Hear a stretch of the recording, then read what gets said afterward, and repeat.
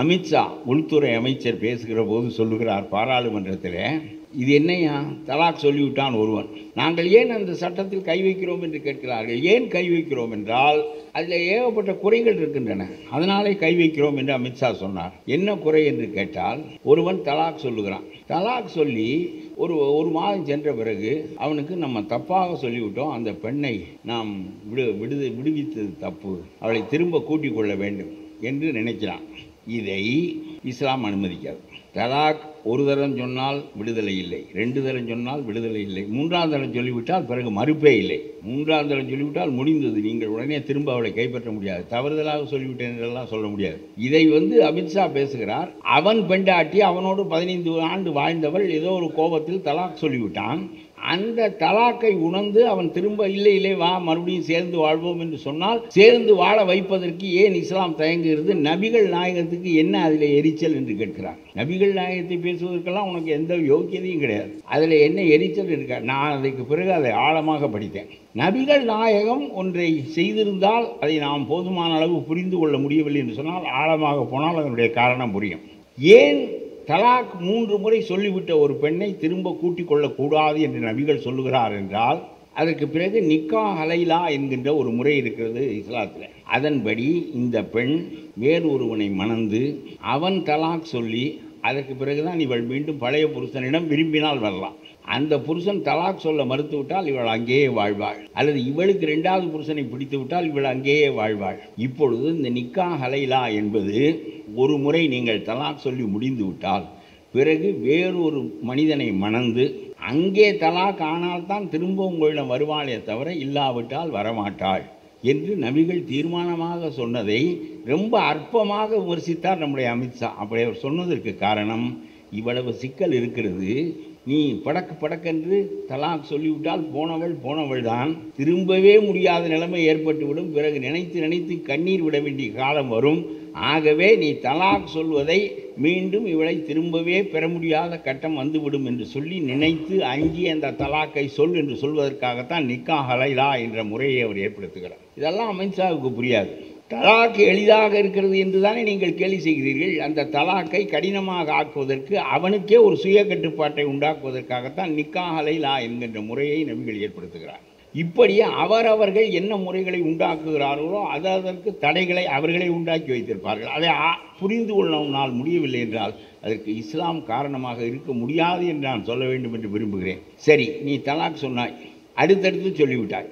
100 ரூபாய் பத்திரத்தில் எழுதினால்தான் செல்லும், 80 ரூபாய் பத்திரத்தில் எழுதிவிட்டோம். இது செல்லாது என்று சொல்வதற்கு தான் நமக்கு உரிமை உண்டே தவிர 5 ரூபாய்க்கு ஒட்ட வேண்டிய போஸ்டல் ஸ்டாம்புக்கு பதிலாக 3 ரூபாய் ஒட்டிவிட்டால் அந்த தபால் நமக்கே திரும்பி வந்துவிடும் என்பதுதான் நியாயமே தவிர, அதே மாதிரி தலாக்கை ஒருவன் தவறாக அடுத்தடுத்து சொல்லிவிடுவானே ஆனால் அது இன்ஸ்டன்ட் தலாக் சொல்லிவிடுவானே ஆனால் நியாயமாக இந்த அரசு என்ன சொல்லியிருக்க வேண்டும் என்றால், இட் இஸ் இன்வேலிட் என்று சொல்லியிருக்க வேண்டும். யுவர் தலாக் இஸ் இன்வேலிட் என்று சொல்லியிருக்க வேண்டும். அப்படி சொல்லாமல், அப்படி சொன்னான் என்பதற்காக அவனுக்கு 3 ஆண்டு சிறை தண்டனை அபராதம் என்று சொல்லி, அப்புறம் இந்த பெண் இவனுக்கு 3 ஆண்டு சிறைக்கு போனால் இவன் என்ன ஆவான், இவனுடைய தொழில் என்ன ஆகும், இவனுடைய மனைவி என்ன ஆவாள், இவனுடைய மக்கள் எல்லாம் தெருவில் இருக்க மாட்டார்களா?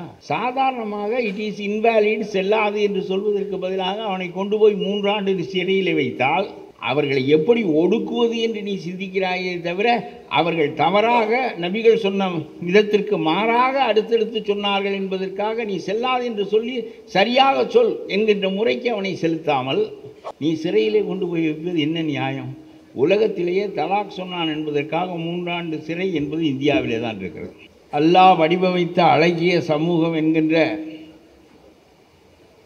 இந்த நூல் வெளியீட்டு விழாவிற்கு தலைமையேற்றிருக்கின்ற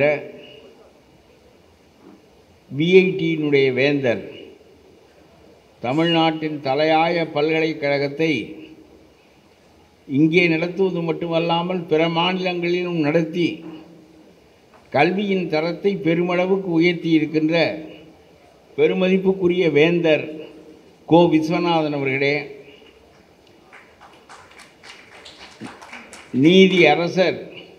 நீதி அரசர் என்றால் வளையாத நீதி என்று ஒரு நீதி ஒன்று இந்தியாவிலே கிடையாது.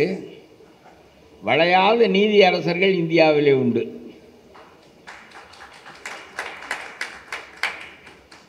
சகாயம் போல, நீதியரசர் சந்துரு போல இன்னும் சில பேர் இருக்கின்ற காரணத்தினாலே தான் அதிகார வர்க்கமும் நீதித்துறையும் இன்னும் இந்த அளவிலாவது இருக்கிறது.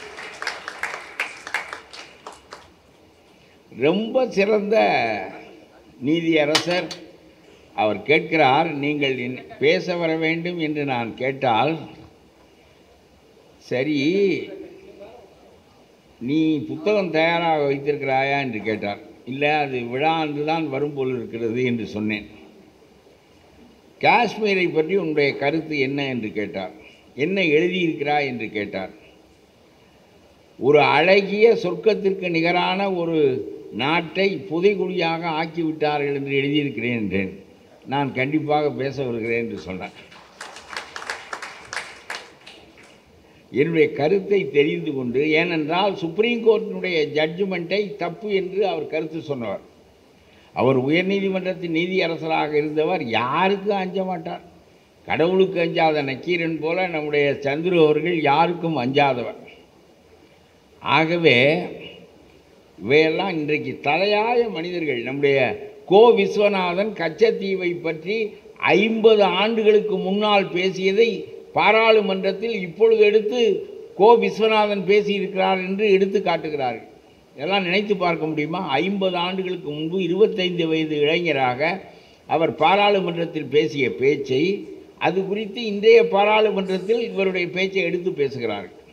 அவ்வளவு தலைமையான ஒரு தகுதியான கோ விஸ்வநாதன் தலைமையேற்க ரொம்ப தகுதி வாய்ந்த நீதியரசர் சந்துரு அவர்கள் வாழ்த்துரை தெரிவிக்க, நம்முடைய பீட்டர் அல்ஃபோன்ஸ் மிகச்சிறந்த பேச்சாளர், ரொம்ப ஒரு முறை நாடாளுமன்ற உறுப்பினராக, இருமுறை சட்டமன்ற உறுப்பினராக இருந்தவர்.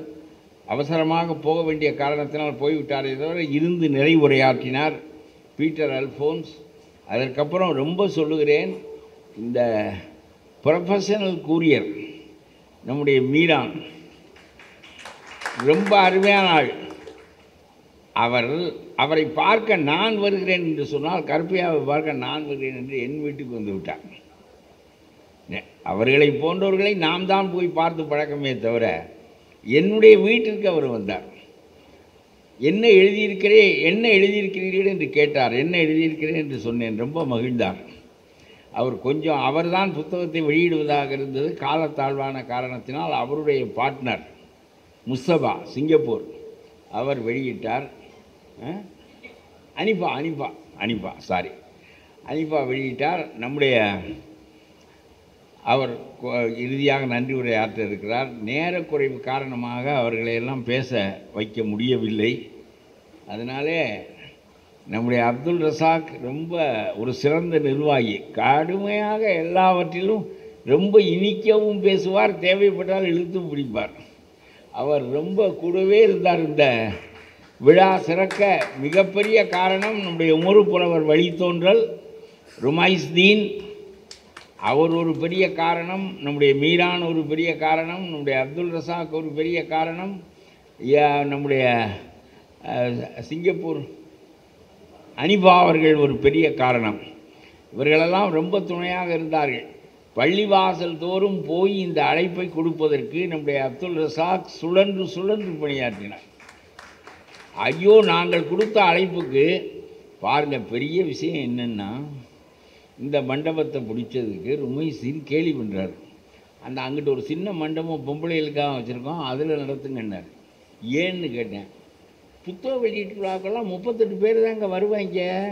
நீங்கள் சும்மா இந்த அண்டா மாதிரி ஆளில் இதை வச்சுக்கின்னு அசிங்கமாக போயிடும். அதனால் அந்த சின்ன மண்டபத்தில் நடத்தலான்னு சொன்னார்.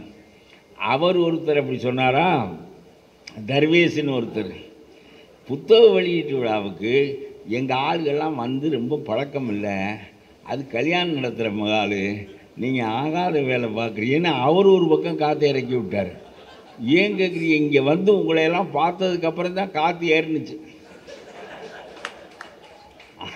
அந்த அளவுக்கு எல்லாரும் சொன்னார்கள். ஆனால் ரொம்ப ஒரு வாரமாக சிறப்பாக பணியாற்றி உங்கள் அத்தனை பேருக்கு நாங்கள் செய்தி சேர்த்திருக்கிறோம். இந்த விழா இந்த அளவு சிறப்புடன் நடப்பது என்பது ரொம்ப நம்முடைய விஐடி வேந்தரே சொன்னார், இவ்வளவு முஸ்லீம்களை திரட்டி விட்டாயே என்று சொன்னார். ரொம்ப ஆகவே இதற்கு துணையாக இருந்த உங்கள் எல்லோருக்கும் என்னுடைய நெஞ்சார்ந்த நன்றிகளை தெரிவித்துக் கொள்கிறேன். இந்த புத்தகம் வெளிவருவதற்கு மிகப்பெரிய காரணம் நம்முடைய புதுக்கோட்டை வளையாவதி. என்ன எழுதி வைத்து கொண்டு போர்க்குரல் எழுப்புகின்ற ஒரு புத்தகத்தை வீட்டிலேயே வைத்து கொண்டிருந்தால் எப்பொழுது இது வெளிவரும், எப்பொழுது இந்த போர்க்குரல் முஸ்லீம்களுக்கு போய் சேரும் என்று சொல்லி அதை கொண்டு போய் அச்சடித்து கொண்டு வந்தவர் அவர்தான். ஆகவே இத்தகைய அருமையான மனிதர்களுக்கிடையே இந்த விழா நடைபெறுகிறது. நான் ஒன்று சொல்ல விரும்புகிறேன். ஒரு 10-12 ஆண்டுகளாக நான் இஸ்லாத்தை பற்றி ரொம்ப கூர்ந்து படித்து கொண்டே இருக்கிறேன். உலகத்தில் உள்ள பெரிய அறிஞர்கள் எழுதிய நூல்களையெல்லாம் படிப்பேன். நம்முடைய ரஹ்மத் பதிப்பகம் முஸ்தபா நிறைய ஆங்கில புத்தகங்களெல்லாம் எனக்கு அனுப்புவார். அவர் சீக்கிரமாக போய்விட்டார். அந்த அளவுக்கு நம்முடைய சகாயம் இன்றைக்கு வந்தது என்பது ஒரு பெரிய அருமைப்பாடு. நான் அவரிடம் பேச வேண்டும் என்று கேட்டேன். அவர் சொன்னார், நான் பேசுவதில்லை, இப்பொழுது கொஞ்சம் காலம் சென்று பின்னால் பேசுவோம். பேசி பேசி பார்த்தேன், ஒன்றும் அசையவில்லை. ரொம்ப பாருங்கள், ரொம்ப தகுதியான மனிதர்களுக்கெல்லாம் அசையாத இந்த சமூகம் அந்த மனிதர்களை படுக்க வைத்து விடுகிறது. எவ்வளவு நேர்மையான அதிகாரி, எவ்வளவு நேர்மையான அதிகாரி. சகாயம் போல, அதாவது வல்லபாய் பட்டேல் இந்த இந்திய ஆட்சி அமைப்பை 4 பகுப்பாக பிரிக்கிறார். ஒன்று ஆட்சி முறை, தேர்தலில் வெற்றி பெற்று ஆட்சிக்கு வருகிறவர்கள், அவர்கள் ஊழலாக காலப்போக்கில் ஆய்விடுவார்கள் என்று அவர் திண்ணமாக நம்புகிறார். அதனாலே அவர்களை இழுத்து பிடிப்பதற்கு, இவர்கள் நோக்கத்திற்கு போய் நாட்டை சூறையாடி விடாதபடி இழுத்து பிடிப்பதற்கு ஒரு அதிகார வர்க்கத்தை உண்டாக்குகிறார். ஐஏஎஸ் படித்த அந்த மாபெரும் அதிகார வர்க்கம் இவர்களோடு ஒத்துப்போகாது. ஆகவே இவன் தப்பு செய்ய விடாமல் இந்த அதிகார வர்க்கம் இழுத்து பிடிக்கும் என்று அவர் நம்புகிறார். ஒருவேளை இந்த அதிகார வர்க்கமும் படுத்துவிட்டால் பத்திரிகை துறை சுதந்திரமாக இருந்து இவர்களை தட்டி எழுப்பி மக்களுக்கு உணர்வூட்டும். ஆகவே 3வது பிடிமானத்தை பத்திரிகை துறையில் கொடுக்கிறார். இவர்கள் 3 பேரும் தவறு செய்துவிட்டால் 4வதாக நீதித்துறை இழுத்து பிடித்து நறுக்கென்று உட்கார வைத்துவிடும். ஆகவே இந்த ஜனநாயகம் கெட்டுப்போகாது என்று அவர் நம்பினார். இதையெல்லாம் சொன்னார். அதனாலே தான் ஐஏஎஸ் படித்தவர்கள் போய் கேட்டார்கள், எங்களை மாற்றுகிற அதிகாரமும் எங்களை நீக்குகிற அதிகாரமும் அவர்களுக்கு இருக்குமானால் எப்படி அவர்களை மீறி நாங்கள் செயல்பட முடியும்? அவர்கள் மக்கள் தீர்மானங்களை நிறைவேற்றுவதற்கு கடமைப்பட்டவர்கள், அதைத்தான் நாங்கள் பின்பற்றுவதற்கு கடமைப்பட்டவர்கள் என்றாலும் நிறைவேறிய தீர்மானங்களை நீதிப்படி நிறைவேற்றுவதற்கு நாங்கள் முயலுகின்ற போது எங்களை இடறிக்கொண்டே இருப்பார்களே, எப்படி நாங்கள் இதை செய்ய முடியும் என்று வல்லபாய் பட்டேலிடம் கேட்டார்கள். வல்லபாய் பட்டேல் சொன்னார், அதனாலே நான் உங்களுக்கு ஒரு உத்தரவாதம் தருகிறேன், உங்களை இடம் மாற்ற முடியுமே தவிர உங்களை வேலையை விட்டு நீக்கவே முடியாது. அத்தகைய பாதுகாப்பை உங்களுக்கு அரசியல் சாசனத்திலே நான் தருகிறேன் என்று சொன்னார். அதற்கு பிறகு இந்திய ஆட்சியாளர்கள் தவறு செய்ய முடியாதபடி அதிகார வர்க்கம் பாதுகாக்கும் என்று இந்தியா நம்பியது. என்ன ஆனது என்றால், ஆட்சி வர்க்கம் எந்த பக்கம் போனதோ அந்த கழுதை மேய்ந்த நிலத்திற்கு இந்த அதிகார வர்க்கமும் சேர்ந்து போய்விட்டது. அதிகார வர்க்கம் போன பக்கத்திற்கு நம்முடைய பத்திரிகை துறையும் அவருடைய விளம்பரம் சார்ந்து வாழ்கின்ற காரணத்தினால் அவர்களும் சேர்ந்து வெளி போனார்கள். இந்த பக்கமும் அந்த பக்கமுமாக நீதிமன்றம் கொஞ்சம் இழுத்து கொண்டு நிற்கிறது. அவ்வளவுதானே தவிர சகாயம் போன்ற நேர்மை மிகுந்த அதிகாரிகள், அந்த வர்க்கம் வல்லபாய் பட்டேலால் எப்படி எதிர்பார்க்கப்பட்டதோ அப்படி அமைந்த சகாயம் போன்ற மனிதர்கள் நிறைய இந்த அதிகார வர்க்கத்தில் இருந்திருப்பார்களே. ஆனால் உலகத்தில் எந்த மகா திருடனும் திருட முடியாது. சுடுகாட்டில் போய் படுத்து ஒரு ஊழலை கண்டுபிடிப்பதற்கு ஒரு முயன்றார். என்ன பயன்? கடைசியிலே வீட்டில் வந்து உட்கார்ந்து கொண்டு நல்ல காலம் இயேசுவை பற்றி நினைத்து கொண்டிருந்தால் போகிறதுக்காக புண்ணியம், இவர்களை கட்டி எழுதி கொண்டு இருப்பதை விட என்று நான் நினைப்பேன். தகுதி வாய்ந்த மனிதர்கள் நீக்கப்பட்டார்கள், ஒதுக்கி வைக்கப்பட்டார்கள் என்று சொன்னால் இழப்பு நாட்டுக்கே தவிர அந்த அதிகாரிகளுக்கும் அல்ல, ஆட்சிக்கும் அல்ல. அவரிடம் நீங்கள் பேச வாருங்கள் என்று கேட்டபோது பேச முடியாது, நான் வந்து உட்கார்ந்து கொண்டிருக்கிறேன் என்று சொன்னார். அவர் முன்னால் உட்கார்ந்திருந்த போது நம்முடைய நீதியரசர் சந்துருவும் நம்முடைய ஐயா விஐடி வேந்தரும் அவரை கூப்பிட்டு மேடையில் உட்கார வையுங்கள் என்று விடாமல் சொல்கிறார்கள். நம்முடைய ரெங்கராஜன் கீழே இருப்பதற்கு இவர்களுக்கு சம்மதம் இல்லை. அவர் விஸ்வநாதன் கேட்குறார், இந்த ரெங்கராஜனை மேலே கூப்பிடு என்கிறார். நான் கூப்பிட்டேன், வரமாட்டேன் என்கிறார். இல்லை இல்லை, உனக்கு லெப்டிஸ்டை பிடிக்காத போல இருக்கிறது, அதனால தான் நீ அவரை கீழே வைத்து விட்டார், அவரையும் மேலே தானே வைத்திருக்க வேண்டும் என்று சொன்னார். அப்படி தகுதி வாய்ந்த மனிதர்களெல்லாம் அமைந்த இந்த அவையிலே என்னுடைய நூல் வெளியிடப்பட்டது குறித்து நான் பெருமகிழ்ச்சி அடைகின்றேன். ஒன்று மட்டும் சொல்ல விரும்புகின்றேன், தற்செயலாக எழுதப்பட்ட நூல்தான் இது. என்னுடைய வீட்டில், எங்களுடைய அலுவலகத்தில் தட்டச்சு செய்கின்ற பெண்மணி ஒரு இஸ்லாமிய பெண்மணி. எந்த அலுவலகத்திற்கும் இப்படி புள்ள குட்டிகளோடு அலுவலகத்திற்கு வேலை பார்க்க போக மாட்டார்கள். அந்த அம்மா பிள்ளைகளெல்லாம் கூட்டி கொண்டு தான் வேலை பார்க்க வருவார். எங்கள் வீட்டிலே தான் பிள்ளைகளெல்லாம் இருந்து படிக்கும், விளையாடும், எல்லாம் செய்யும். அது மட்டுமல்ல, சரியாக நடுப்பகல் தொழுகை அந்த நேரம் வந்துவிட்டால் ஒரு ரத்தன கம்பளம் வைத்திருப்பார், அந்த இடத்தை தூய்மை செய்து வைத்திருப்பார். தொழுக உள்ளே போனால் நாங்கள் யாரும் சத்தம் போடவும் மாட்டோம், அவரை கூப்பிடவும் மாட்டோம். அந்த நடுப்பகல் தொழுகை எங்களுடைய அலுவலகத்திலே தான் நடக்கும். அப்படி அவர் நடந்து கொண்டிருந்தார். 2 புத்தகத்தை அவர் தான் தட்டச்சு செய்தார், நன்றாக தட்டச்சு செய்வார். அப்படி இருக்கின்ற போது ஒரு நாள் மாலை பாங்கு சொல்லுகின்ற ஓசை எனக்கு கேட்டது, அழைப்பு, தொழுகை விழிகுரல். அது அல்லாஹூ அக்பர் என்கின்ற தொழவாருங்கள் தொழவாருங்கள் தொழவாருங்கள் என்கின்ற அழைப்பு என்னுடைய காதில் வந்து மோதியது. அந்த பள்ளிவாசல் எங்கள் வீட்டுக்கு ரொம்ப கிட்டம். அப்படியே வெளியே பார்த்து கொண்டே இருந்தேன். அது மகரிப் தொழுகையினுடைய அழைப்பு, இரவு அந்த அந்தி பொழுதினுடைய அழைப்பு. அப்பொழுது அப்படியே கேட்டுக்கொண்டே இருந்தேன். பாங்கு பற்றி வந்தது. ஏன் பாங்கு சொல்லுகிற முறையை நபிகள் ஏற்படுத்தினார் என்று எண்ணம் ஓடியது.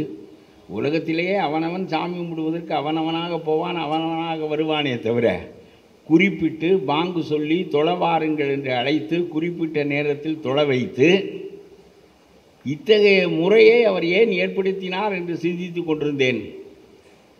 வடிவமில்லாத அல்லாவை எந்த இடத்திலும் இருந்து வணங்கலாம், ஒட்டகத்திலிருந்து வணங்கலாம், ஓடுகின்ற ரயிலிருந்து வணங்கலாம், எந்த இடத்திலும் இறங்கி மண்டி போட்டு வணங்கலாம். அதற்கு எதற்கு பள்ளிவாசல், இதற்கு எதற்கு தொழுகை விழிகுரல் என்று எண்ணி பார்த்தபோது உங்களையெல்லாம் ஒரு உம்மாவாக சமுதாயமாக கட்ட வேண்டும் என்கின்ற எண்ணத்தோடு தான் அவர் இந்த பாங்கு சொல்லுகின்ற முறையை ஏற்படுத்துகிறார். அதை ஒரு கருப்பின மனிதன் பிலாலிடம் கொடுத்து, பிறகு இன்றைக்கு ஆப்பிரிக்கா முழுவதும் இஸ்லாமியமாக நிரம்பி இருப்பதற்கு காரணம் அந்த பில்லா என்கின்ற ஒரு மனிதனை சமமாக மதித்தார், ஒரு அடிமையை விடுவித்து சமமாக மதித்தார் என்கின்ற அடிப்படையில் தான். ரொம்ப ஆச்சரியம். அதாவது இந்த கீழத்தெரு அகமதுவையும் மேலத்தெரு முகமதுவையும் ஒன்றாக கூட்டி ஒரு உம்மாவாக ஆக்க வேண்டும் என்பதற்காக பள்ளிவாசலே செவரு தான் இருக்கிறது, இமாமினுடைய முதுகு தான் தெரிகிறது. ஆனாலும் கூட அவர்களை அங்கே திரட்டியதற்கு காரணம் உங்களை ஒரு சமூகமாக திரட்ட வேண்டும் என்கின்ற நோக்கம்தான். உங்களை மேம்படுத்துவதற்காக அவர் குர்ஆனை அல்லாஹ் இறக்கினார் நபிகளின் மூலமாக. அந்த குர்ஆன் உங்களுக்கு வழிகாட்டுதலாக அமைந்திருக்கிறது என்பது வேறு. ஆனால் அந்த வழிகாட்டி நீங்கள் மேல்நிலை அடைந்து தீர்ப்பு நாளில் பதில் சொல்லுகின்ற தகுதியுடையவர்களாக உங்களை ஆக்குவது குர்ஆனின் நோக்கம் என்றாலும், இறையச்சம் முதல் நோக்கம் என்றாலும், அதோடும் எல்லா சமயங்களும் முடிந்து விடுகின்றன. புண்ணியம் செய்தால் மேல் உலகிற்கு போகலாம் என்கின்ற கருத்தை சொல்லாத மதமே கிடையாது. ஒவ்வொரு தனி மனிதனையும் மேம்படுத்துவதற்காகத்தான் எல்லா மதங்களும் இருக்கின்றன. ஆனால் இஸ்லாம் மட்டும் தனி மனிதனை மேம்படுத்தி தீர்ப்பு நாளுக்கு தகுதியுடையவனாக ஆக்குவது மட்டுமல்லாமல், வாழுகின்ற இந்த பூமியில் அவன் சேர்ந்து ஒரு கூட்டமாக சமுதாயமாக ஆக வேண்டும் என்று இஸ்லாம் விரும்புகிறது. நபிகள் விரும்பினார், அல்லாஹ் விரும்பினார். அதனுடைய விளைவாகத்தான் வெறும் சுவரை பார்த்து அல்லது கடற்கரையிலே வெறும் வெட்ட வெளியை பார்த்து தொழுகின்ற தன்மையுடைய உங்களை அவர் இணைத்ததற்கு காரணம் உங்களை உம்மாவாக ஆக்குவது.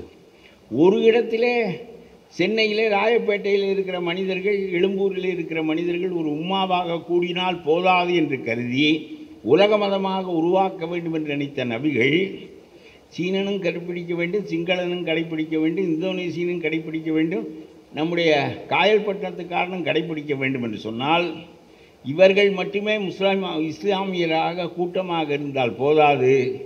மொழியை மீறி, நாட்டை மீறி, இனத்தை மீறி, நாட்டினுடைய எல்லைக்கோடுகளை மீறி ஒரே ஒரு குரலில் அல்லாஹு அக்பர் என்று சொல்லுகிற போது சீனனும் சிங்களவனும் இந்தோனேசியனும் ஒன்றுபட வேண்டும். காயல்பட்டினத்து காயல் பாச்சாவும் ஒன்றுபட வேண்டும். அவனுக்கு சீனனும் கிடையாது, சிங்களவனும் கிடையாது, காயல்பட்டினத்துக்காரனுக்கு தமிழன் என்பதும் கிடையாது. நாட்டு பற்றை முதன்மைப்படுத்தாத ஒரு மதம் இஸ்லாம். நாட்டுப்பற்று என்பது நீங்கள் போட்ட கோடு தானே, நீங்கள் வரைந்து கொண்ட கோடு தானே. நேற்றைய இந்தியா கராச்சியையும் லாகூரையும் உள்ளடக்கியதாக இருந்தது. கோடுகளை அழித்துவிட்டு மாற்றிவிட்டீர்கள். இப்பொழுது பாகிஸ்தான் வேறு நாடாக ஆகிவிட்டது, பங்களாதேஷ் வேறு நாடாக ஆகிவிட்டது. ஆகவே கோடுகள் நீங்கள் போட்டுக்கொண்ட கோடுகள் அதல்ல முக்கியம். பாலஸ்தீனும் தமிழனும் சிங்களவனும் ஒன்றாக உட்கார்ந்து கொண்டு மண்டியிட்டு அல்லாஹு அக்பர் என்று ஓதுகின்ற போது அவனுடைய மொழி மறைய வேண்டும், இனம் மறைய வேண்டும், நாடு மறைய வேண்டும், எல்லாம் மறைய வேண்டும். ஒரு சிந்தனை தான் இருக்க வேண்டும், அல்லாஹு அக்பர். ஆகவே அத்தகைய மனநிலைக்கு உருவாக்கிய ஒரே ஒரு மதம் இஸ்லாம் தான். கிறிஸ்துவத்தில் அதுவும் தனி மனித மேம்பாடு தீர்ப்பு நாள் பற்றி சொல்லுகிறது. இந்திய சமயங்கள் சைவம் வைணவம் எல்லாமே ஒரு மனிதனை மேலேற்றுவதற்கு எல்லா வகையான செய்திகளையும் சொல்லுகின்றன. ஒரு மனிதன் மேலேறுவது மட்டுமல்லாமல் அவன் ஒரு சமூகமாக நின்று சிலவற்றை கடைபிடிக்க வேண்டும் என்று சொல்லியதற்கு காரணமாக 5 கட்டளைகளில் 2 கட்டளைகளை உங்களை கூட்டமாக உருவாக்குவதற்கே பயன்படுத்தினார். நான் இப்போ பின்னால் ஒரு பெரிய செய்திக்கு வரப்போகிறேன், அதற்காகத்தான் உங்களுக்கு அடித்தளம் போடுகிறேன். நீங்கள் ஒரு கூட்டமாக அமைந்த ஒரே ஒரு மதம் நீங்கள் மட்டும்தான். உங்களை கூட்டமாக ஆக்குவதற்காகத்தான் பள்ளிவாசலுக்கு வர செய்தார். உங்களை ஒரு கூட்டமாக ஆக்குவதற்காகத்தான் ஹஜ் பயணத்தை மேற்கொள்ள சொல்லி மெக்காவுக்கும் வர செய்தார்.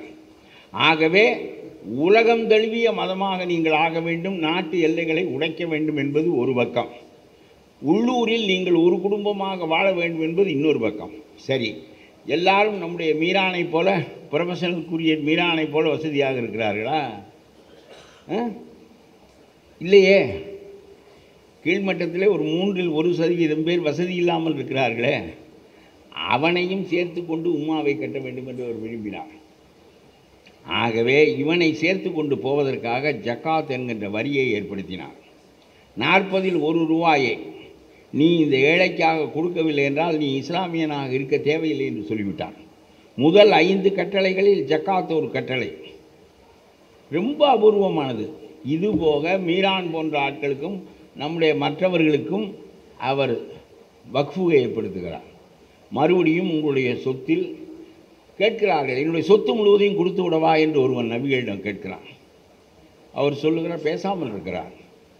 என்ன பேசாமல் இருக்கிறீர்களே? சரி, முழு சொத்தையும் கொடுக்கக்கூடாது என்று சொன்னால் 3ல் 2 பங்கு சொத்தை கொடுத்து விடவா என்று அவன் கேட்கிறான். அதற்கும் அவர் பேசாமல் இருக்கிறார். உங்களுக்கு அதுவும் சம்மதம் இல்லை என்றால் 3ல் 1 பங்கு சொத்தை வக்ஃபு கொடுக்கவா என்று கேட்கிறான். நபிகள் தலையை ஆட்டுகிறார். அதனாலே தான் வக்ஃபுக்கு 3ல் 1 பங்கு சொத்தை கொடுக்கின்ற பழக்கம் உங்களுக்கு ஏற்பட்டது. அதற்கு காரணம், நீ மேட்டிமையோடு ஒரு குடும்பத்தில் வாழ்ந்தது போல உன்னுடைய மகனும் பேரனும் பேத்தியும் மற்றவர்களும் மேட்டிமையோடு வாழ வேண்டும். எல்லாவற்றையும் நீ கொடுத்து விட்டு போ என்று நான் சொல்லவில்லை. 2 பங்கை குடும்பத்திற்கு நான் சொல்லுகின்றபடி பங்கிடு. மகளுக்கு எவ்வளவு, மகனுக்கு எவ்வளவு என்று பங்கிடு. 1 பங்கை வக்ஃபுக்கு கொடு என்கின்ற பழக்கம் அவர் ஏற்படுத்திய பழக்கம்தான் இன்றைக்கும் நடந்து கொண்டிருக்கிறது. நான் சொல்லுகிறேன், சிவில் லா என்பதில் இஸ்லாம் லாவில் மகளுக்கு எவ்வளவு கொடுக்க வேண்டும் என்று தனிச்சட்டம் இருக்கிறது, மகனுக்கு எவ்வளவு என்று இருக்கிறது, மனைவிக்கு எவ்வளவு ஒதுக்க வேண்டும் என்று இருக்கிறது. எல்லாமே வகுத்து வைத்து விட்டு போயிருக்கிறார். நீ எதற்கு புது சட்டம் கொண்டு வருகிறாய் இந்தியாவிலே? அதுதான் இப்பொழுது உள்ள கேள்வி. இதற்கு உங்களை எழுப்புவதற்காகத்தான் இந்த நூலை நான் எழுதினேன். அந்த நூலில் நீங்கள் வாங்கி படித்தால் அது 200 ரூபாய் ஏதோ கழிவு நீக்கி கொடுக்கிறார்கள். அந்த 3/4 பங்கு நூல் குர்ஆன், குர்ஆன், அல்லாஹ், நபிகள், ஆயிஷாவின் மடி பேறு பெற்றதென்றெல்லாம் எழுதியிருக்கிறேன். நபிகளின் மடி தலையை தாங்கிய அந்த மடி பேறு பெற்றதென்று. இவையெல்லாம் 3/4 பங்கு, 1/4 பங்கு உங்களுடைய பிரச்சனைகளை எழுதியிருக்கிறேன். இதற்கு தீர்வை எழுதியிருக்கிறேன். உங்களுக்கு மட்டும்தான் தீர்வு சொல்ல முடியும். ஏனென்றால் கூட்டமாக வாழுகின்ற இயல்பை உங்களுக்கு நபிகள் போதித்திருக்கிறார். நீங்கள் கூட்டமாக இருந்து கொண்டு தோற்கிறீர்கள் என்று சொன்னால் நீங்கள் சரியாக இஸ்லாத்தின் உள் நோக்கத்தை புரிந்து கொள்ளவில்லை என்று தான் நான் சொல்வேன். மற்றவர்களை திரட்டுவதை விட நீங்கள் திரண்டே இருக்கிறீர்கள், அப்புறம் ஏன் உங்களின் மீது இத்தகைய சட்டங்கள் திணிக்கப்படுகின்றன என்பதுதான் என்னுடைய கேள்வி. நான் முதலில் கேட்கின்றேன், முத்தலாக் என்ற ஒரு சட்டம் நம்முடைய நீதியரசர் சந்துரு கேட்க, நம்முடைய விஸ்வநாதன் கேட்க நான் பேசுவது குறித்து மகிழ்ச்சி அடைகிறேன்.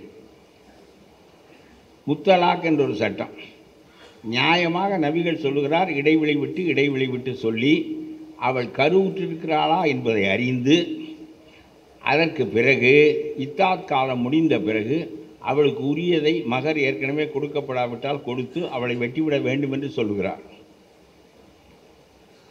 அப்படி இடைவெளி விட்டு செய்யப்பட வேண்டிய தலாக்கை இறைவன் விரும்பாத சொல் என்று சொல்லுகிறார். தவிர்க்க இயலவில்லை என்றால் அடித்து கொண்டு சாவதை விட பிரிந்து தொலையுங்கள் என்று சொல்லித்தான் தலாக்கை அவர் உடன்படுகிறார். இந்த தலாக்குக்கு நீதிமன்றம் போய் இந்துக்களெல்லாம் வழக்காடி கடைசியிலே இவள் கிளவியான பிறகு விவாகரத்து நடந்தால் ஒரு பயனும் இல்லை என்கின்ற காரணத்தினாலே நபிகள் நாமே தீர்த்து கொண்டு விடலாம் என்று சொல்லி அந்த உரிமையை பெண்ணுக்கும் ஆணுக்கும் நேரடியாக கொடுத்து அவர்களுக்குள்ளாகவே எளிதாக தீர்த்து கொள்ளுகின்ற வகையை செய்கின்றார். நம்முடைய அமித்ஷா உள்துறை அமைச்சர் பேசுகிற போது சொல்லுகிறார் பாராளுமன்றத்தில், இது என்னையா தலாக் சொல்லிவிட்டான் ஒருவன், நாங்கள் ஏன் அந்த சட்டத்தில் கை வைக்கிறோம் என்று கேட்கிறார்கள். ஏன் கை வைக்கிறோம் என்றால் அதில் ஏகப்பட்ட குறைகள் இருக்கின்றன, அதனாலே கை வைக்கிறோம் என்று அமித்ஷா சொன்னார். என்ன குறை என்று கேட்டால், ஒருவன் தலாக் சொல்லுகிறான். தலாக் சொல்லி ஒரு மாதம் சென்ற பிறகு அவனுக்கு நம்ம தப்பாக சொல்லிவிட்டோம், அந்த பெண்ணை நாம் விடுவித்தது தப்பு, அவளை திரும்ப கூட்டிக் கொள்ள வேண்டும் என்று நினைக்கிறான். இதை இஸ்லாம் அனுமதிக்காது. தலாக் ஒரு தரம் சொன்னால் விடுதலை இல்லை, 2 தரம் சொன்னால் விடுதலை இல்லை, 3ஆம் தரம் சொல்லிவிட்டால் பிறகு மறுப்பே இல்லை. 3ஆம் தரம் சொல்லிவிட்டால் முடிந்தது, நீங்கள் உடனே திரும்ப அவளை கைப்பற்ற முடியாது. தவறுதலாக சொல்லிவிட்டேன் என்றெல்லாம் சொல்ல முடியாது.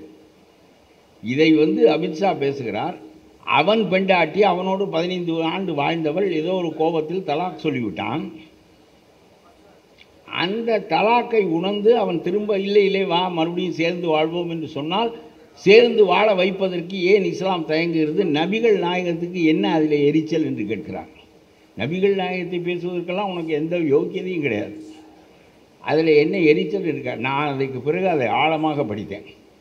நபிகள் நாயகம் ஒன்றை செய்திருந்தால் அதை நாம் போதுமான அளவு புரிந்து கொள்ள முடியவில்லை என்று சொன்னால் ஆழமாக போனால் அதனுடைய காரணம் புரியும்.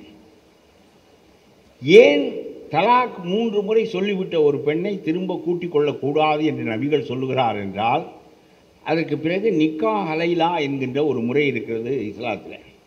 அதன்படி இந்த பெண் வேறு ஒருவனை மணந்து அவன் தலாக் சொல்லி அதற்கு பிறகுதான் இவள் மீண்டும் பழைய புருஷனிடம் விரும்பினால் வரலாம்.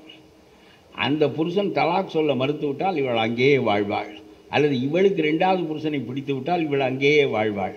இப்பொழுது இந்த நிக்கா ஹலைலா என்பது ஒரு முறை நீங்கள் தலாக் சொல்லி முடிந்து விட்டால் பிறகு வேறொரு மனிதனை மணந்து அங்கே தலாக் ஆனால்தான் திரும்ப உங்களிடம் வருவாளே தவிர இல்லாவிட்டால் வரமாட்டாள் என்று நபிகள் தீர்மானமாக சொன்னதை ரொம்ப அற்பமாக விமர்சித்தார் நம்முடைய அமித்ஷா. அப்படி அவர் சொன்னதற்கு காரணம், இவ்வளவு சிக்கல் இருக்கிறது, நீ படக்கென்று தலாக் சொல்லிவிட்டால் போனவள் தான், திரும்பவே முடியாத நிலைமை ஏற்பட்டுவிடும், பிறகு நினைத்து கண்ணீர் விட வேண்டிய காலம் வரும்.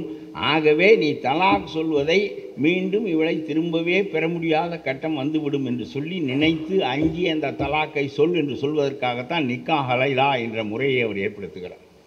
இதெல்லாம் அமித்ஷாவுக்கு புரியாது.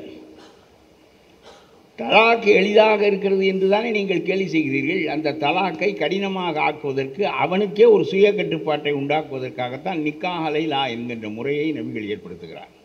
இப்படியே அவரவர்கள் என்ன முறைகளை உண்டாக்குகிறார்களோ அதற்கு தடைகளை அவர்களே உண்டாக்கி வைத்திருப்பார்கள். அதை புரிந்து கொள்ளனால் முடியவில்லை என்றால் அதற்கு இஸ்லாம் காரணமாக இருக்க முடியாது என்று நான் சொல்ல வேண்டும் என்று விரும்புகிறேன். சரி, நீ தலாக் சொன்னாய், அடுத்தடுத்து சொல்லிவிட்டாய். 100 ரூபாய் பத்திரத்தில் எழுதினால்தான் செல்லும், 80 ரூபாய் பத்திரத்தில் எழுதிவிட்டோம். இது செல்லாது என்று சொல்வதற்கு தான் நமக்கு உரிமை உண்டே தவிர ரூபாய்க்கு ஒட்ட வேண்டிய போஸ்டல் ஸ்டாம்புக்கு பதிலாக 3 ரூபாய் ஒட்டிவிட்டால் அந்த தபால் நமக்கே திரும்பி வந்துவிடும் என்பதுதான் நியாயமே தவிர, அதே மாதிரி தலாக்கை ஒருவன் தவறாக அடுத்தடுத்து சொல்லிவிடுவானே ஆனால் அது இன்ஸ்டன்ட் தலாக் சொல்லிவிடுவானே ஆனால் நியாயமாக இந்த அரசு என்ன சொல்லியிருக்க வேண்டும் என்றால், இட் இஸ் இன்வேலிட் என்று சொல்லியிருக்க வேண்டும். யுவர் தலாக் இஸ் இன்வேலிட் என்று சொல்லியிருக்க வேண்டும். அப்படி சொல்லாமல், அப்படி சொன்னான் என்பதற்காக அவனுக்கு 3 ஆண்டு சிறை தண்டனை அபராதம் என்று சொல்லி, அப்புறம் இந்த பெண் இவனுக்கு 3 ஆண்டு சிறைக்கு போனால் இவன் என்ன ஆவான், இவனுடைய தொழில் என்ன ஆகும், இவனுடைய மனைவி என்ன ஆவாள், இவனுடைய மக்களெல்லாம் தெருவில் இருக்க மாட்டார்களா? சாதாரணமாக இட் இஸ் இன்வேலிட், செல்லாது என்று சொல்வதற்கு பதிலாக அவனை கொண்டு போய் 3 ஆண்டு சிறையில் வைத்தால் அவர்களை எப்படி ஒடுக்குவது என்று நீ சிந்திக்கிறாயே தவிர, அவர்கள் தவறாக நபிகள் சொன்ன விதத்திற்கு மாறாக அடுத்தடுத்து சொன்னார்கள் என்பதற்காக நீ செல்லாது என்று சொல்லி சரியாக சொல் என்கின்ற முறைக்கு அவனை செலுத்தாமல் நீ சிறையிலே கொண்டு போய் வைப்பது என்ன நியாயம்? உலகத்திலேயே தலாக் சொன்னான் என்பதற்காக 3 ஆண்டு சிறை என்பது இந்தியாவிலே தான் இருக்கிறது. இதை எதிர்த்து நீங்கள் போராட வேண்டும் என்று நான் விரும்புகிறேன்.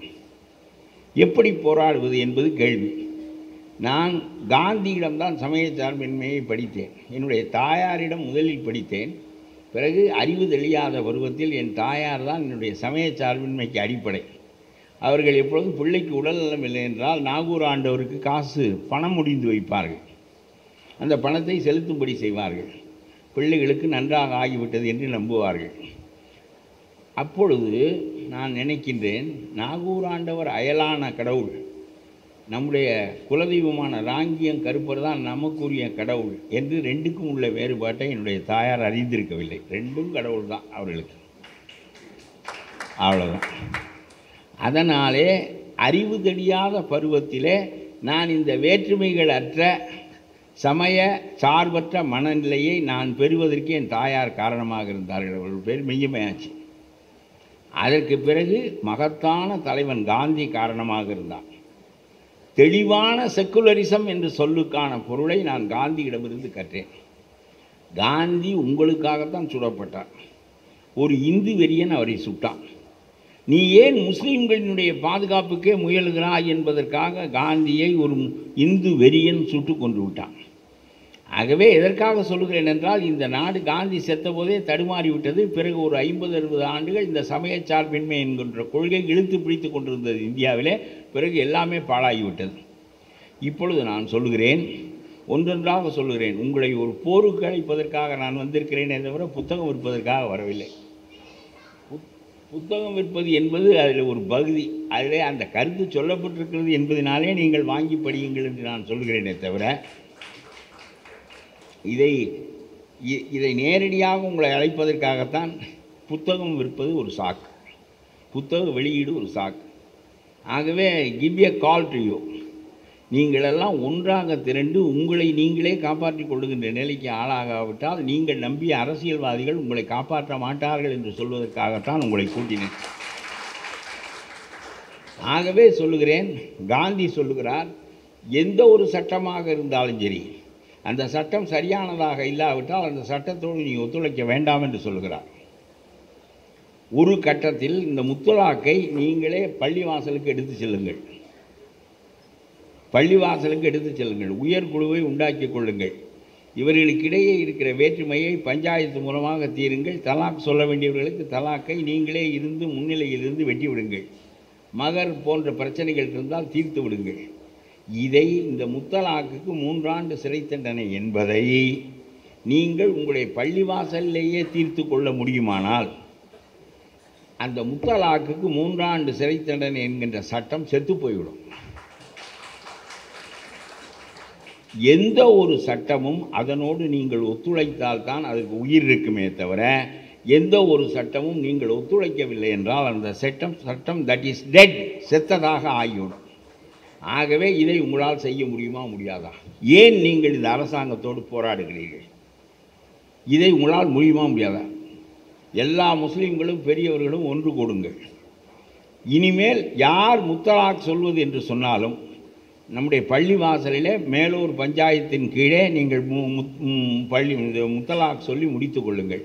என்று வரிசையாக இடைவெளி விட்டு கால இடைவெளி விட்டு இத்தாத் காலத்தை உட்படுத்தி பிறகு அவர்களை வெட்டி விடுங்கள். இது ரொம்ப குறைவாகத்தான் நடக்கிறது விவாகரத்து.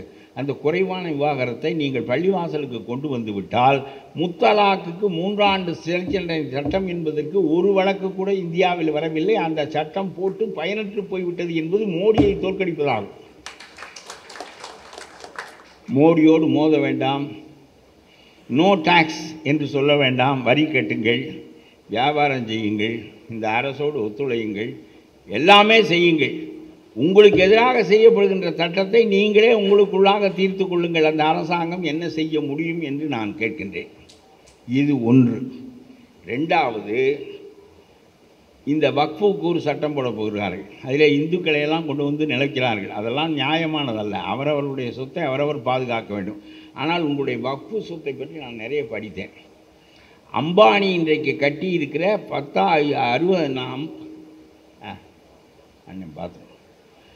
50,000 கோடிக்கு கட்டி இருக்கக்கூடிய அந்த வீடு உங்கள் வக்ஃபு சொத்தின் மீது கட்டப்பட்ட வீடு.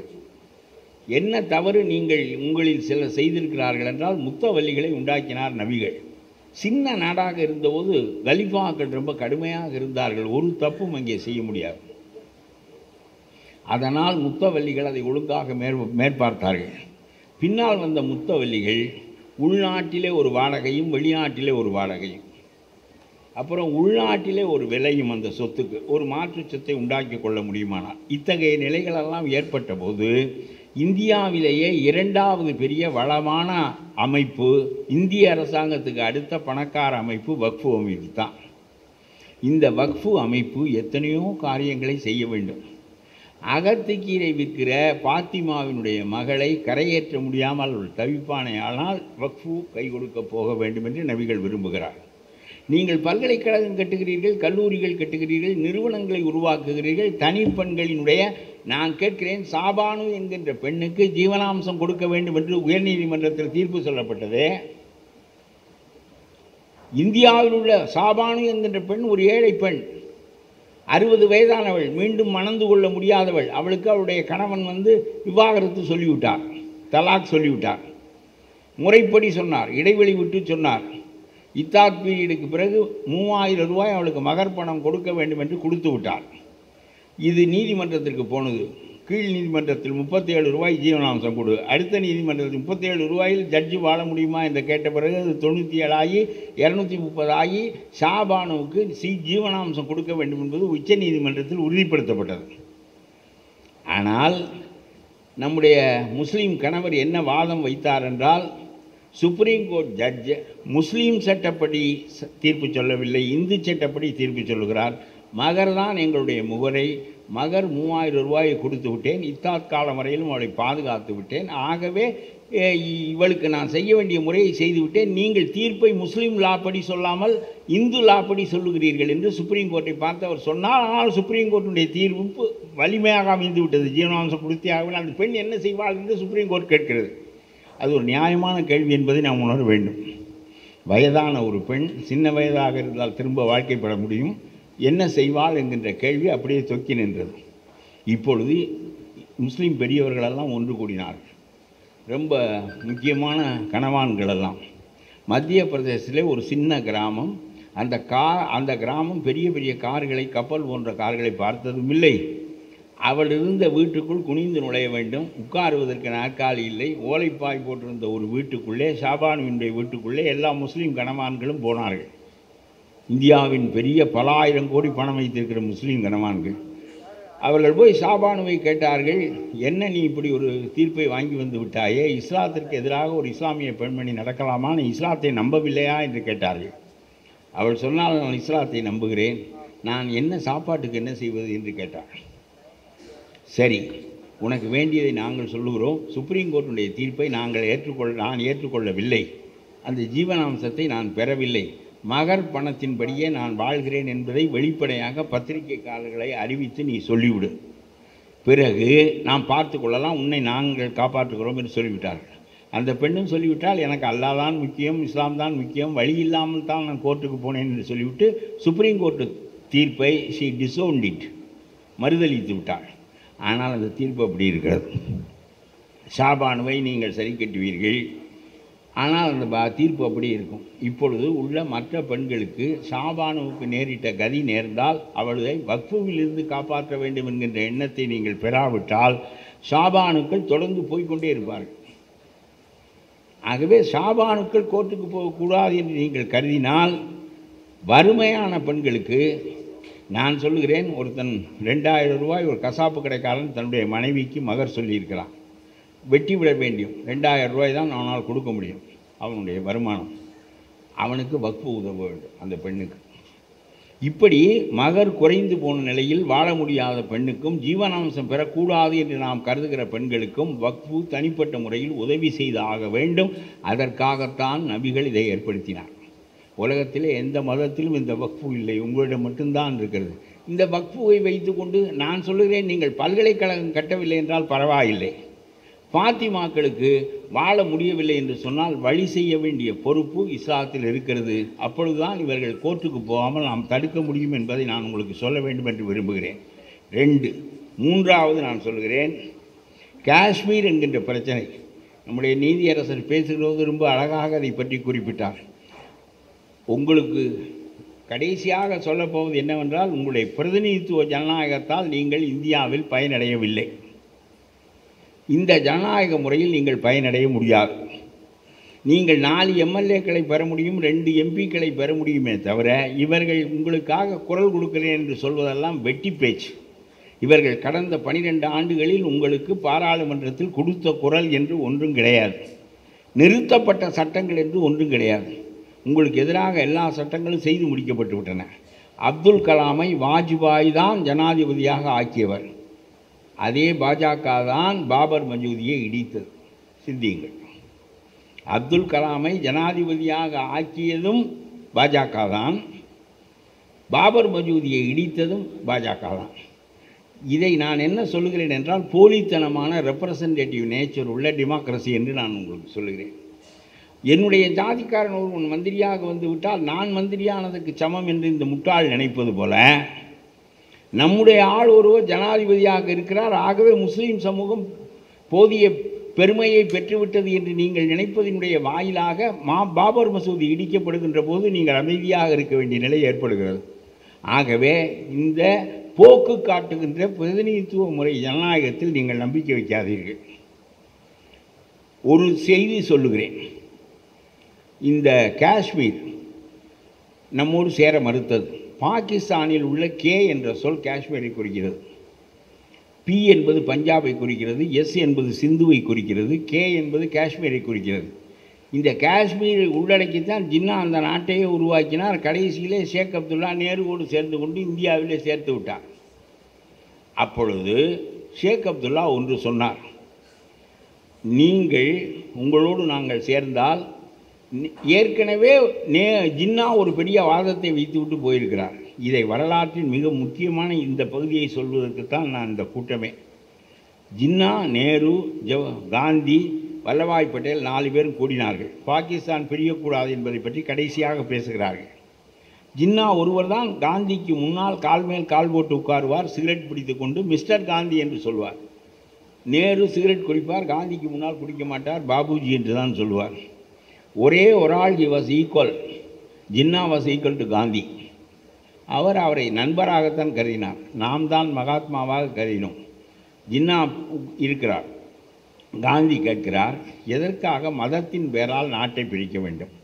முஸ்லீம்களுக்கு தனி நாடு, இந்துக்களுக்கு தனி நாடு என்ற கொள்கை நல்ல கொள்கை இல்லை. நாம் ரொம்ப அறிவார்ந்த நிலைக்கு வளர்ந்து விட்ட நிலையில் இந்த கொள்கையை நாம் விட்டு விடலாம் என்று சொல்கிறார்.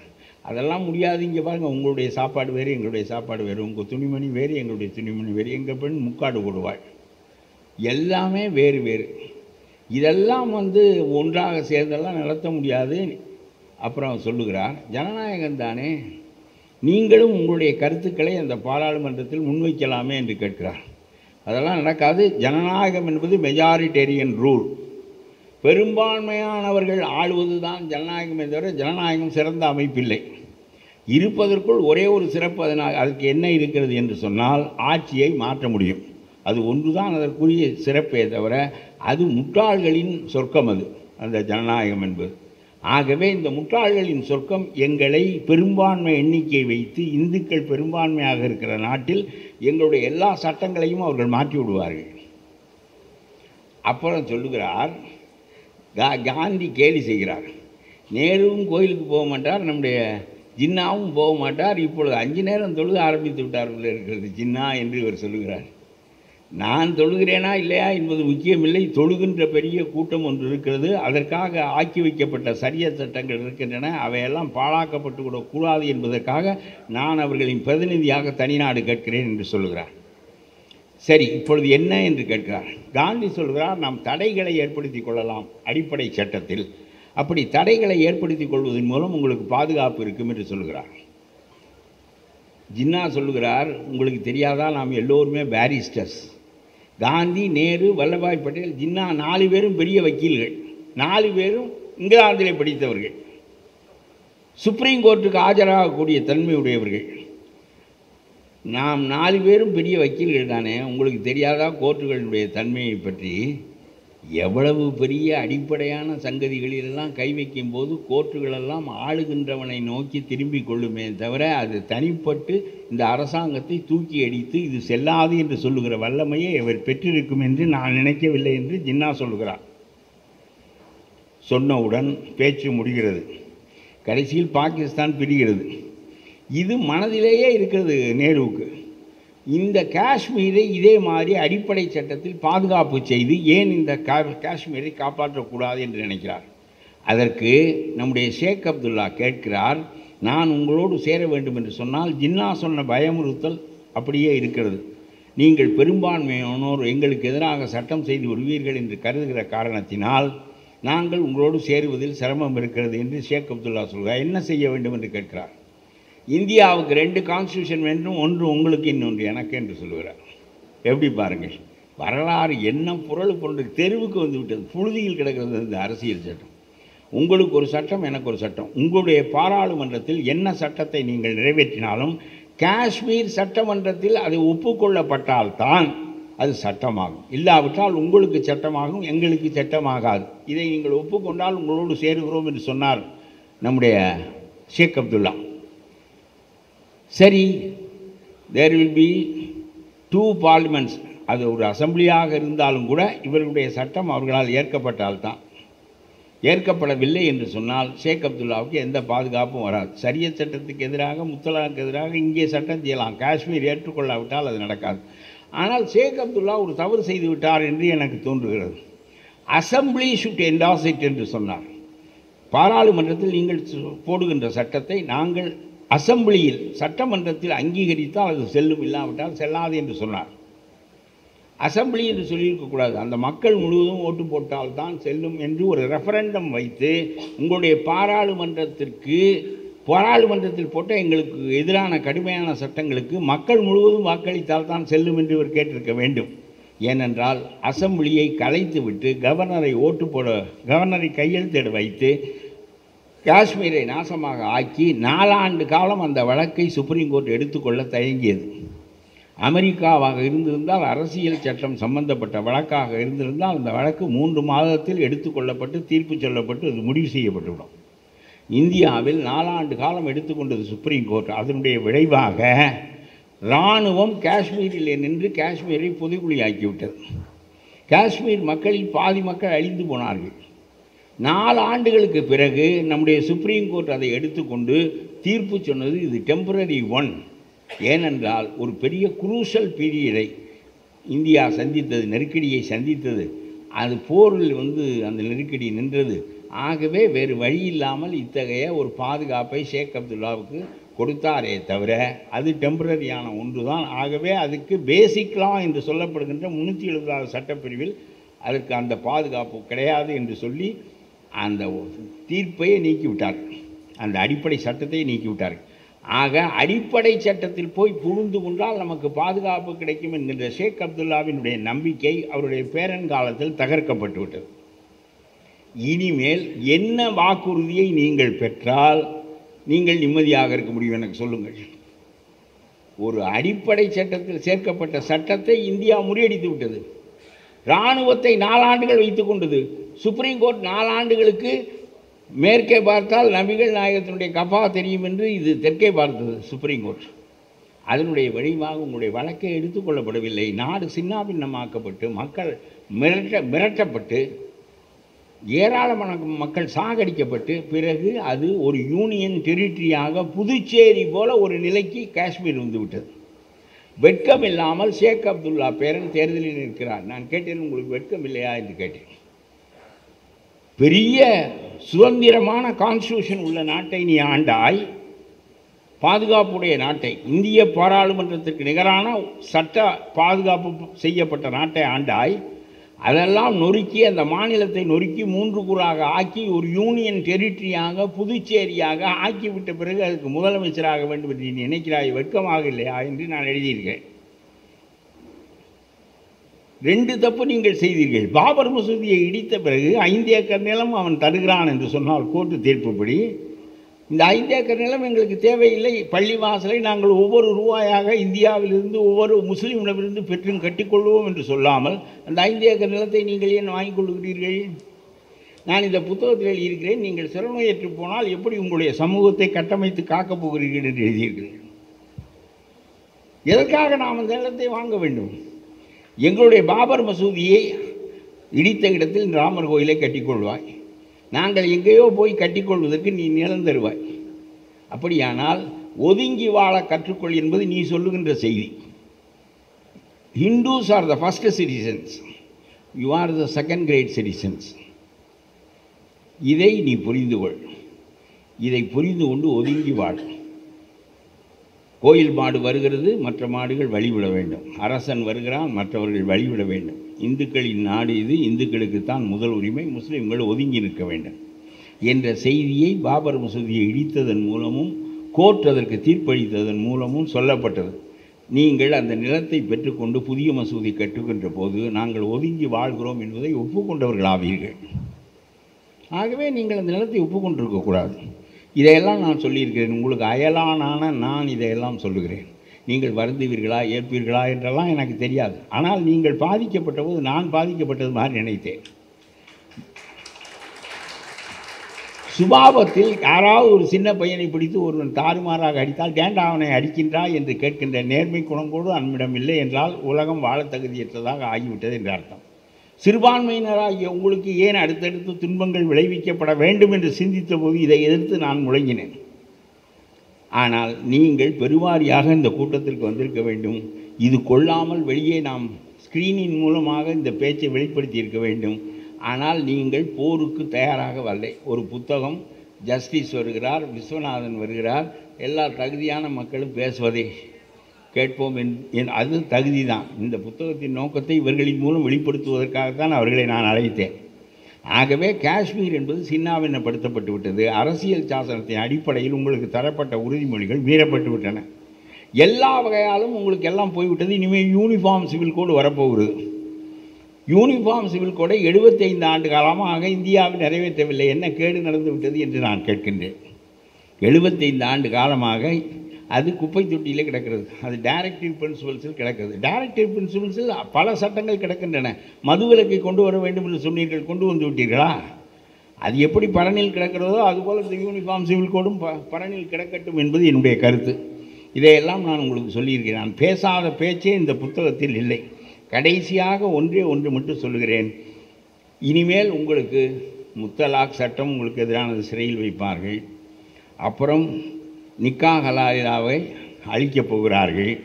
அதற்கு பிறகு உங்களுடைய இந்த வக்ஃபுக்குள் நுழைந்து விட்டார்கள். இதற்கு பிறகு காஷ்மீரை நாசமாக்கி விட்டார்கள்.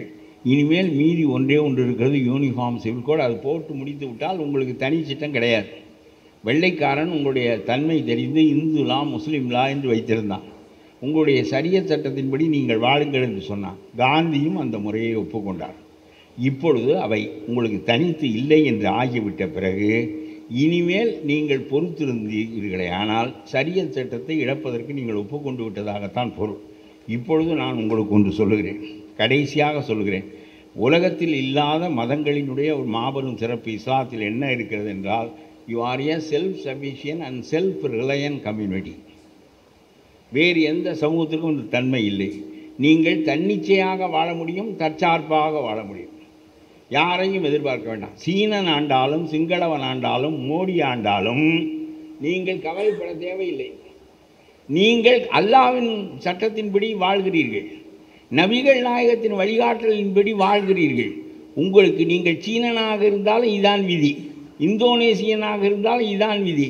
இஸ்லாமில் மட்டும்தான் behavioural patterns or behavioural cultures என்று சொல்ல ஒரு முறை இருக்கிறது. மற்றவர்களுக்கெல்லாம் அது கிடையாது. நீங்கள் எப்படி இருக்க, சிறுநீர் எப்படி கழிக்க வேண்டும் என்று கூட உங்களுக்கு சொல்லப்பட்டிருக்கிறது. ஒரு பெண்ணோடு எப்படி நீங்கள் புழங்க வேண்டும் என்றெல்லாம் சொல்லப்பட்டிருக்கிறது. ஆயிஷா இதையெல்லாம் எடுத்து சொன்னதற்கு காரணம், பின்னால் வருகின்ற மனித வர்க்கம் இதையெல்லாம் தெரிந்து கொள்ளாமல் போய்விடுமோ என்பதற்காக நபிகள் நாயகத்தோடு எப்படியெல்லாம் இருந்தார் என்பதை பற்றி கூட ஹதீஸில் சொல்லப்பட்டிருக்கிறது. பலவற்றை நான் ஏன் இந்த புத்தகத்தில் எடுத்துக்கொள்ளவில்லை என்றால், புத்தகம் பெருகும், நமக்கு தேவை பிரச்சனைக்கு தீர்வு காண்பது தான். இப்படி ஒவ்வொரு நடவடிக்கையும் சொல்லப்பட்டு அதைத்தான் கடைபிடிப்பது என்று 1300 ஆண்டுகளாக நீங்கள் மாறாமல் கடைபிடிக்கிறீர்கள். இப்பொழுது இதற்கு மாறாக நடக்கின்ற போது நீங்கள் என்ன செய்ய வேண்டும் என்பது கேள்வி. இப்பொழுது நான் சொல்லுகின்றேன், எல்லாமே நடந்து முடிந்து விட்டது. இப்பொழுது நீங்கள் இதற்கு மாற்றாக என்ன எண்ணுகிறீர்கள் என்றால், மோடிக்கு எதிராக எவன் இருக்கிறானோ அவனுக்கு ஓட்டு போடுவோம் என்று எண்ணுகிறீர்கள். தானாக உங்களுக்கு இன்ன கட்சி என்றெல்லாம் கிடையாது. அங்கே மம்தாவுக்கு போடுவீர்கள், வேறொரு இடத்தில் வேறொருவருக்கு போடுவீர்கள். மோடிக்கு எதிரானவனா என்பது மட்டும்தான் உங்களுடைய பார்வை. அது சரியான பார்வை இல்லை. இவர்களெல்லாம் 12 ஆண்டுகளாக 40க்கு 40 பேர் போனாலும் 80க்கு 80 பேர் போனாலும் பாராளுமன்றத்தில் பெரிய கூக்குரல் எழுப்பி பாராளுமன்றத்தை கலவரப்படுத்தி இந்த செய்தியை பெரும்பான்மையான இந்துக்களிடம் எடுத்து சென்று ஏன் அந்த மக்களை நாம் வதைக்க வேண்டும்? ஒரு பிள்ளையை ஒரு அடித்தால் பெற்ற தாயாக இருந்து கொடுமையாக அடித்தாலும் ஏன் அடிக்கிறாய் என்று கேட்க வேண்டிய நியாயம் இருக்கின்ற போது ஏன் இந்த சிறுபான்மை மக்களுக்கு இத்தகைய கொடுமைகள் இழைக்கப்பட வேண்டும் என்று பெரும்பான்மையான மக்களுக்கு அறிவுறுத்த முடியாத போது இதைத்தான் விஸ்வநாதன் சொன்னார். நீங்கள் உங்களை காத்துக்கொள்ள வேண்டும், உங்களை பெருவாரியான இந்துக்கள் காக்க வேண்டும் என்று சொன்னார். அந்த கடமையை இந்துக்களுக்கு அவர் ஏற்படுத்தினார். அதைத்தான் நீதியரசர் சொன்னார்.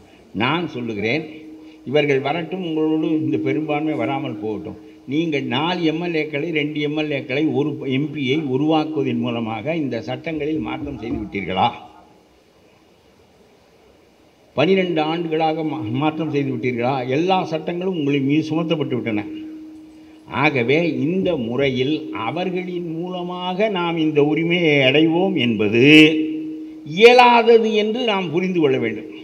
இந்த எம்எல்ஏ, இந்த எம்பி மோடிக்கு எதிரான கட்சிக்கு வாக்களிப்பது, இதன் மூலமாக நாம் நம்முடைய உரிமையை பெறுவோம் என்பது கடந்த காலத்தில் சோதனை களத்தில் வைக்கப்பட்ட போது தோற்கடிக்கப்பட்டு விட்டது என்பது நமக்கு புரிய வேண்டும்.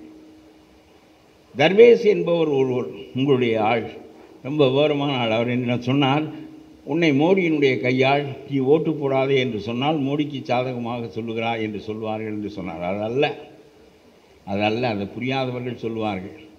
நான் சொல்லுகிறேன், பிரதிநிதிகளின் மூலமாக உங்களுக்கு தீர்வு கிடைக்காத போது, எம்எல்ஏக்களுக்கும் எம்பிக்களின் வழியாகவும் தீர்வு கிடைக்காத போது, நீங்கள் மோடிக்கு எதிரான கட்சிக்கு வாக்களித்து அதன் மூலமாக தீர்வு கிடைக்காத போது நீங்களே இந்த போராட்டத்தை கையில் எடுத்துக் கொள்ளுங்கள் என்று நான் சொல்லுகிறேன். இதான் என்னுடைய இறுதி குரல். நீங்களே இந்த போராட்டத்தை கையில் எடுங்கள். கையில் எடுத்தால் நீங்கள் ஒன்றே ஒன்று சொல்கிறேன், ஒன்றுமே செய்ய வேண்டாம். தேர்தலில் எந்த பாராளுமன்ற முறை எங்களை அடிமைப்படுத்துகிறதோ, எந்த பாராளுமன்ற முறை எங்களுடைய சட்ட உரிமைகளை எல்லாம் பறிக்கிறதோ, அந்த பாராளுமன்ற முறைக்கு நானும் ஓட்டு போட்டு அதை உடன்பட்டு 4-2 பேரை மட்டும் அனுப்பி நான் இந்த பாராளுமன்றத்தில் உங்களுக்கு சொல்லுகிறேன், மோடி எல்லாவற்றையும் சட்டப்படியாகத்தான் செய்கிறார். 14ஆம் லூயி என்று அரசன் இருந்தான். நாடு என்று கேட்டார்கள், ஸ்டேட் என்று கேட்டார்கள். ஸ்டேட், ஐ ஆம் தி ஸ்டேட் என்று சொன்னான் 14ஆம் லூயி. அதுபோல் மோடி உங்களுக்கு சொல்லவில்லை, ஐ ஆம் இந்தியா என்றெல்லாம் சொல்லவில்லை. பாராளுமன்றத்தை பயன்படுத்தி உங்களை ஒடுக்குகிறார். ஆகவே பாராளுமன்ற முறை, பெரும்பான்மையான மக்கள் வாக்களிக்கின்ற முறை, இவற்றிற்குள் நீங்கள் மிதந்து செல்லுகிறீர்களே தவிர அது உங்களுக்கு பயனாக இல்லை. இப்பொழுது இந்த பாராளுமன்ற முறை உங்களை நசுக்குகிறது, சிறுபான்மையினருக்கு எதிரானது. அது நியூமரிக்கல் ஸ்ட்ரென்த் ஒன்றை மட்டுமே நம்புவது. ஆகவே இதற்கு எதிராக நீங்கள் எப்படி போராட வேண்டும் என்று காந்தி என்கின்ற எம்மான் காந்தி எனக்கு கற்றுக் கொடுத்ததை உங்களுக்கு சொல்லுகிறேன். தீமையோடு ஒத்துழையாமை புரியுங்கள், தீமை புரிகின்ற அரசோடு ஒத்துழையாமை புரியுங்கள். நீங்கள் வரி கட்டுங்கள், வணிகம் செய்யுங்கள், குடும்பம் நடத்துங்கள், திருமணம் செய்து கொள்ளுங்கள், பிள்ளைகள் பெறுங்கள், எல்லாவற்றையும் செய்யுங்கள். ஒன்றை மட்டும் செய்யாதீர்கள். எந்த பாராளுமன்ற முறையின் மூலமாக எங்களுடைய எல்லா உரிமைகளும் சிறுபான்மை மக்களின் உரிமைகள் பறிக்கப்பட்டனவோ அந்த பாராளுமன்ற உரிமையை உடன்பட்டு நான் வாக்களித்து என்னுடைய சம்மதத்தோடு உருவான பாராளுமன்றம் என் மீது சட்டம் செய்வதற்கு நான் அனுமதிக்க மாட்டேன் என்று சொல்லி நீங்கள் முடிவெடுங்கள்.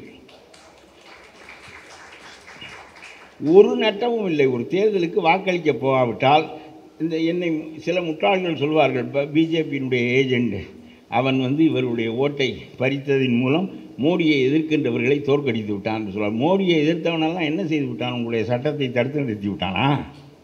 நான் கேட்கிறேன், உங்களுடைய சட்டத்தை அவன் தடுத்து நிறுத்திட்டு தான் நாம் கும்பிடு போட்டு அவனுக்கு பின்னால் ஓட்டு வைப்போம். அதெல்லாம் சும்மா தேர்தலுக்கு அவர்கள் வைத்துக் கொள்ளுகிறார்களே தவிர பிறகு அவர்களுடைய காரியங்களை அவர்கள் நடத்தி கொண்டு போகிறார்கள். நீங்கள் உங்களுடைய நோக்கப்படி வாழ்வுப்படி இருக்கிறீர்கள். ஆகவே இப்பொழுது நான் உங்களுக்கு சொல்லுகிறேன், நீங்கள் வாக்களிக்க வேண்டாம், வேறு ஒன்றுமே செய்ய வேண்டாம். இப்பொழுது ஒன்றே ஒன்று மட்டும் சொல்லுகிறேன். வேங்கை வயலில் முடிக்கிறேன். வேங்கை வயலில் மலத்தை கலந்து விட்டார்கள் குடிநீரில். தன்னுடைய சொந்த கட்சி, தன்னுடைய ஜாதி கட்சி காப்பாற்றும் என்று அந்த மக்கள் நினைத்தார்கள். இவர்கள் ஆளுங்கட்சியோடு கூட்டணி என்கின்ற காரணத்தினால் ஆளுங்கட்சியை எதிர்க்க திராணி இல்லை இந்த கூட்டணி கட்சியால். பிறகு அந்த மக்கள் முடிவெடுத்தார்கள், இந்த கட்சிகள் நம்மை காப்பாற்றாது, நமக்கு ஜாதி கட்சி என்று ஒன்றில்லை, சொந்த கட்சி என்று ஒன்றில்லை, நாமே வாக்களிக்காமல் இருப்பதன் மூலம் போராடுவோம் என்று அவர்கள் முடிவுக்கு வந்தார்கள். ஆனால் அவர்கள் வெற்றி பெறவில்லை. ஏனென்றால் ஒரு கிராமம் வாக்களிக்காத காரணத்தினாலே இவர்களுக்கு எந்த பாதிப்பும் ஏற்படவில்லை. பரனூர் என்ற விமான நிலையத்தை எடுத்துக்கொண்ட 28 கிராம மக்கள் நாங்கள் வாக்களிப்பதில்லை என்று முடிவெடுத்தார்கள். அதுவும் இவர்களை பாதிக்கவில்லை. பிறகு ஆந்திராவுக்கே குடிபெயர்ந்து போய்விடுவது சொந்த மாநிலத்தை விட்டு என்று முடிவெடுத்திருக்கிறார்கள். இது ஒரு பக்கம் இருக்கட்டும். இவர்களெல்லாம் தோற்றதுக்கு காரணம் இவர்களுடைய பலமின்மை காரணமாக அரசு இவர்களை பொருட்படுத்தவில்லை. நீங்கள் ஒருவர் இல்லை, இருவர் இல்லை. தமிழ்நாட்டில் 80 லட்சம் பேர், இந்தியாவில் 30 கோடி பேர். நீங்கள் 30 கோடி பேரும் இங்கே ஒரு கூட்டத்தில் பேசி இந்த செய்தி என்றைக்கு போய் சேருவது? இந்த செய்தியை ஒவ்வொரு இடத்திலும் நான் புத்தகம் வெளியிடுகிறேன் என்று சொல்லி உங்களுடைய போர்க்குரலை நான் எழுப்புகிறேன். கோயம்புத்தூருக்கு வருகிறேன், மதுரைக்கு வருகிறேன், திருநெல்வேலிக்கு வருகிறேன், எல்லா இடத்திலும் வருகிறேன். இந்த கருத்து சரியானது என்றால் நீங்கள் திரண்டு நில்லுங்கள். திரண்டு நின்று உங்களை பின்பற்றி பிற மாநிலங்களும் பிறகு இந்தியா முழுவதும் பின்பற்றுமானால் 30 கோடி பேர் நீங்கள் வாக்களிப்பதில்லை என்று முடிவெடுத்த பிறகு இந்த ஜனநாயகத்தை உலகம் மதிக்காது, உங்களுடைய முஸ்லீம் நாடுகள் மதிக்காது, உடனடியாக நடவடிக்கைக்கு வரும். இவ்வளவு பெரிய அளவில் இந்த மக்கள் திரண்டு நின்று குரல் எழுப்புகிறார்கள் என்று சொன்னால், இதற்கு பிறகு நாம் பார்த்து கொண்டிருந்தோம் என்று சொன்னால் அது ஒன்றுமில்லாமல் போய்விடும் என்று முஸ்லீம் நாடுகள் வரும், அமெரிக்கா வரும், பிரான்ஸ் வரும், ஜெர்மன் வரும், உலகத்தில் உள்ள எல்லா நாடுகளும் உங்களை நோக்கி திரும்பும். நான் சொல்கிறேன், உங்களுடைய பிரதிநிதிகள், எம்எல்ஏக்கள், எம்பிக்கள் காப்பாற்ற மாட்டார்கள். நீங்கள் முழுவதுமாக திரண்டு தமிழ்நாட்டை வழிகாட்டியாக வைத்துக்கொண்டு இந்தியா முழுவதும் திரளுகின்ற நிலைமையை நாம் ஓராண்டில் ஏற்படுத்துவோம், ஈராண்டில் ஏற்படுத்துவோம், 5 ஆண்டில் ஏற்படுத்துவோம். ஆனால் அதற்கான முயற்சியை மேற்கொண்டால் இந்தியா முழுவதும் 30 கோடி பேர், 5இல் 1 பங்கு, 4இல் 1 பங்கு இந்திய பாராளுமன்றத்தில் நம்பிக்கை கொள்ளவில்லை என்று சொன்னால் அந்த பாராளுமன்றம் குலைந்து போய்விடும். நீங்கள் மோடி சட்டப்படியாக செய்கின்ற வேலையை எல்லாம் பாராளுமன்றத்தை முடக்குகின்ற வேலையாக மாற்றிவிட முடியும். இது காந்தி கற்றுக் கொடுத்த பாடம்தான். இதைத்தான் நான் உங்களுக்கு சொல்லுகிறேன். ஒரே ஒரு முடிவு மட்டும் நீங்கள் எடுங்கள். I will not vote for any government, I will not go to poll booths என்று நீங்கள் முடிவெடுங்கள். இது சரியானதென்றால் உங்களுக்குள்ளே சொல்லி, பிறகு நான் ஒரு அயலான் வெளியாள், நான் சொல்வது உங்களுக்கு சரி என்று பட்டால் உங்களுக்காக போராட விஸ்வநாதன் சொன்னது போல இந்துக்கள் வர வேண்டும் என்று சொன்னாரே, அதுபோல ஒருவனாக உங்களோடு முன்வரிசையில் நிற்கின்றேன். உங்களுடைய பிரச்சனைகளுக்காக நானும் போராடுகின்றேன். உங்களுடைய பிரச்சனைகளுக்காக நான் சிறைக்கு செல்ல தயாராக இருக்கிறேன். உங்களுடைய பிரச்சனைகளுக்காக குண்டாசில் வைத்தாலும் நான் ஏற்றுக்கொள்கிறேன். இவையெல்லாம் எனக்கு பழக்கப்பட்டவை தான். கடைசியாக ஒரு மக்களுக்கு நம்மால் உதவ முடிந்து நம்முடைய வாழ்வு முடியுமானால் அந்த வாழ்வு பயனுடையது என்று நான் நினைப்பேன். ஆகவே நான் சொல்லுகிறேன், இது அவசரம் இல்லாமல் நீங்கள் நினையுங்கள். உங்களிடம் இருக்கிற அரசியல்வாதிகள் இதை ரொம்ப தப்பான முறை என்று சொல்வார்கள். அவர்கள் 4-2 பேர் வர முடியாது. அப்புறம் ஆளுங்கட்சிக்காரன் சொல்லுவான், இதெல்லாம் பிஜேபிக்கு சப்போர்ட் ஆனதே தவிர நல்லதில்லை என்று சொல்வான். இதையெல்லாம் ஆழமாக யோசியுங்கள். எல்லாவற்றுக்குமான காரணங்களை நான் உங்களுக்கு சொல்லியிருக்கின்றேன். ஆகவே இது ஒன்றுதான் வழி. என்று காந்தியினுடைய அடிப்படையில் நான் உங்களுக்கு சொல்லிவிட்டு, இந்த கூட்டத்திற்கு நீங்கள் வந்திருந்தது மட்டுமல்ல, இவ்வளவு நேரம் இவ்வளவு வறட்சியான ஒரு செய்தியை பற்றி நான் பேசுவதை நீங்கள் கேட்டுக்கொண்டிருந்ததற்காக முதல்ல என்னுடைய நெஞ்சார்ந்த நன்றியை உங்களுக்கும் இங்கே வந்திருக்கிற மூத்த தலைவர்களுக்கும் தெரிவிக்கின்றேன். உலமாக்களெல்லாம் எனக்கு ரொம்ப ஆதரவு தெரிவித்தார்கள். என்னுடைய செய்தியை, இந்த கூட்ட செய்தியை தன்னுடைய வெள்ளிக்கிழமை கூட்டத்தில் மக்களிடம் சொன்னார்கள். இது அரசியல் இல்லை, இதில் எனக்கு அரசியல் இருக்கலாம், நம்முடைய இந்த இயக்கத்தில் அரசியல் இல்லை, நாம் அரசியல் இல்லாமல் செய்வோம். அதை உலமாக்களெல்லாம் செய்தார்கள், இவர்களெல்லாம் உறுதியாக நின்றார்கள் என்று சொல்லி கடைசியாக இந்த பெண்மணி இதற்கு ஒரு பரிசு ஒன்று கொடுக்க வேண்டும் என்று நாங்கள் விரும்புகிறோம். இதோடு கூட்டத்தை முடிக்கிறோம். அந்த பெண் என்னிடம் சொன்னார், முதல் நாள் நான் உங்களிடமிருந்து போகின்ற போது நீங்கள் இந்த புத்தகத்தை எழுதப் போவதாக சொல்லவில்லையே, இப்பொழுது 2 அத்தியாயம் இரவு 2 மணி வரையிலும் எழுதியிருக்கிறீர்களே, எப்படி எழுத முடிந்தது என்று கேட்டார். தோன்றியது எழுதினேன் என்று சொன்னேன். அதுக்கு காரணம் நீங்கள் இல்லை என்று சொன்னார். அப்புறம் யார் காரணம் என்று, எனக்கு யாராவது எழுதி தந்தார்களா என்று கேட்டேன். இல்லை, நான் உங்களுடைய வீட்டிலே ஒவ்வொரு நாளும் மத்தியானம் தொழுகிறேன், அதனாலே இங்கே ஒரு பெரிய சக்தி பரவி இருக்கிறது, அது உங்களை எழுத வைத்தது என்று சொன்னார். ஆகவே அவர் நன்றாக தட்டச்சு செய்தார். இந்த புத்தகத்தை முழுவதுமாக அடித்து கிழக்கு பதிப்பதற்கு அனுப்பியது அவர்தான். நன்றாக தமிழ் எழுதுவார், நன்றாக தமிழ் தட்டச்சு செய்வார். அவருக்கு ஒரு சின்ன வெள்ளி பவுல் ஒன்று பரிசாக கொடுக்க வேண்டும் என்று நாங்கள் நினைக்கின்றோம். அதை நம்முடைய BIT விஸ்வநாதன் அவர்களுடைய கையால் கொடுக்குமாறு நாங்கள் கேட்டுக்கொள்கிறோம். நன்றி.